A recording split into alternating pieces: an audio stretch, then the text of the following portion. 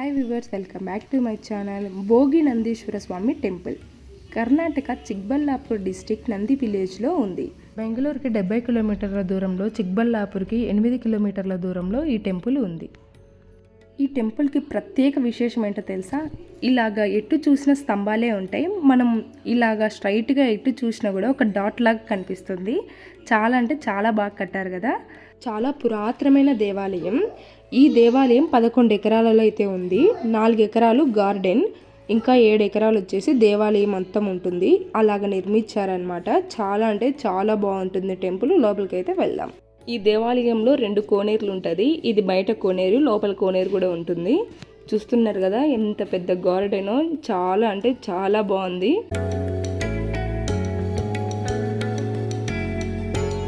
మనం ఇలా ఎంట్రన్స్ అవ్వగానే వీరభద్ర స్వామిని అయితే దర్శించుకున్న తర్వాత మనం మెయిన్ టెంపుల్కి అయితే వెళ్తాము. ఇది మెయిన్ టెంపుల్.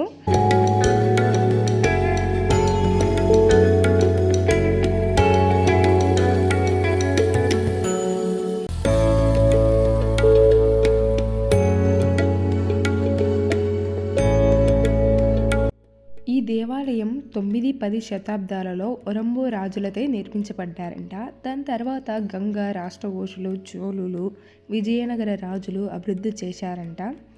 ఈ దేవాలయంలో మనకు భోగనందీశ్వర స్వామి, అరుణాచల స్వామి, ఈ రెండుటి మధ్యలో ఉమామహేశ్వర స్వామి దేవాలయం అయితే ఉంటుంది.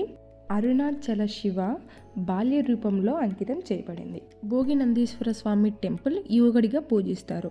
ఈ ప్రధాన పుణ్యక్షేత్రాల మధ్య శివుడు పార్వతి వివాహాన్ని వర్ణించేలాగా చిన్ని ఉమామహేశ్వర స్వామి దేవాలయం అయితే ఉంది. ఇది కొత్తగా పెళ్ళైన జంటలకి ఆశీర్వాదం కోసం ఒక ప్రసిద్ధ గమ్యస్థలంగా మారింది. వివాహాంతరం గట్టింగ్ లొకేషన్ అని మీరు కూడా గమనించవచ్చు. ఈ దేవాలయంలో అద్భుతమైన శిల్పాలు, వాటి స్తంభాలను కూడా మనం చూడొచ్చు.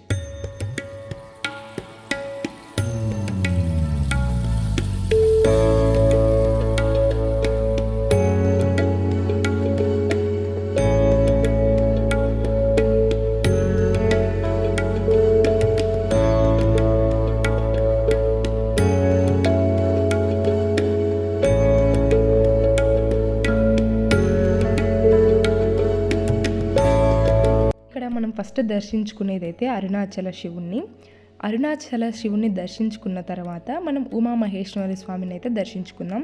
ఇక్కడ చూస్తున్నారు కదా స్తంభాలకు అయితే ఆర్కిటెక్చర్ చూడండి.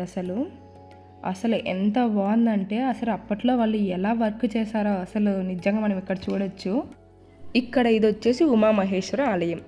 మొత్తం ఆలయం అంతా ఒక స్టోన్ అయితే, ఈ 4 పిల్లర్స్కి మాత్రం ఈ 4 స్తంభాలకు ఒక స్టోన్ అనమాట. ఇక్కడ చూస్తున్నారు కదా మీరే ఆర్కిటెక్చరు. అప్పట్లో కళాకారులు నిజంగా అద్భుతం, నిజంగా గ్రేట్ అని చెప్పుకోవచ్చు.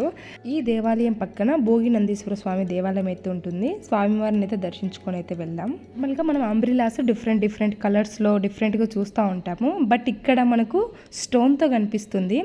ఇక్కడ చూస్తున్నారు కదా ఇది అంబ్రిల్లా, రాయి గొడుగు. ఇక్కడ అచ్చులు చూడండి ఎంత క్లారిటీగా, ఎంత మంచిగా కనిపిస్తున్నాయో. ఒక్కొక్క అడుగు వేసే కొద్దీ ఆశ్చర్యంగా, అద్భుతంగా ఉంది అసలు దేవాలయం అయితే. దేవాలయం నుంచి బయటికి వచ్చిన తర్వాత సుబ్రహ్మణ్య స్వామిని అయితే దర్శించుకుందాం. ఇక్కడ వచ్చేసి ఇది అమ్మవారి టెంపుల్. అమ్మవారిని కూడా దర్శించుకొని అయితే వెళ్దాం. ఇక్కడ నుంచి చూస్తే నంది హిల్స్ కనిపిస్తుంది, ఆ కొండ నంది హిల్స్. ఇంకా ఇదంతా వచ్చేసి టెంపుల్ బ్యాక్ సైడ్.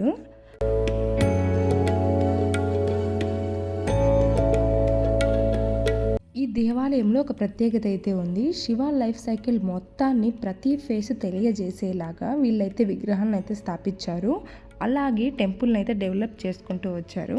ఇక్కడ కళ్యాణ మండపం ఉంది. ఆ కళ్యాణ మండపంలో 4 పిల్లర్స్కి ఒక్కొక్క పిల్లర్కి ఒక్కొక్క కపుల్ దేవతా విగ్రహాలు కూడా స్థాపించారు.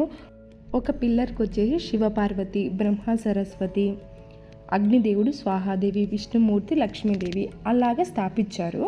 మనం ఈ దేవాలయంలో ప్రతి స్టోన్కి, ప్రతి విగ్రహానికి మంచి స్టోరీనే ఉంది. మనము ఇంట్రెస్ట్ ఉండాలే కానీ మంచిగా అన్నీ తెలుసుకోవచ్చు. చాలా అద్భుతంగా కట్టించారు టెంపుల్. చాలా బాగుంది టెంపుల్ అయితే.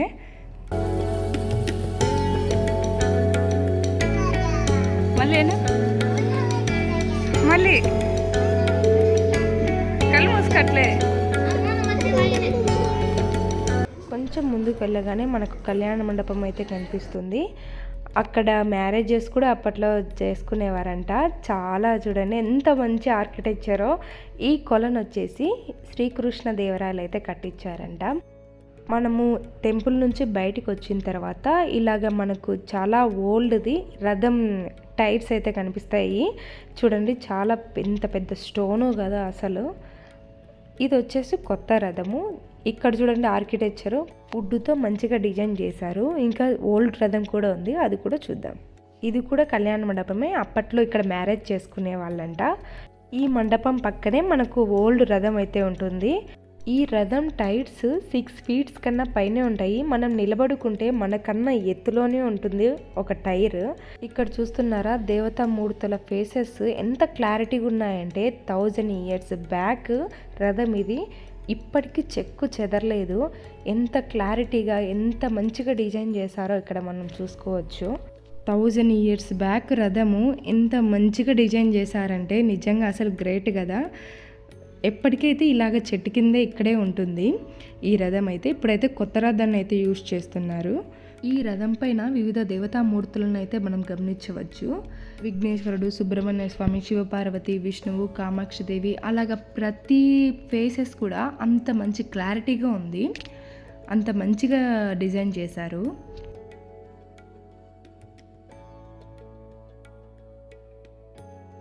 స్కిప్ చేయకుండా లాస్ట్ వరకు చూసిన అందరికీ థ్యాంక్ యూ. ఓం నమః శివాయ.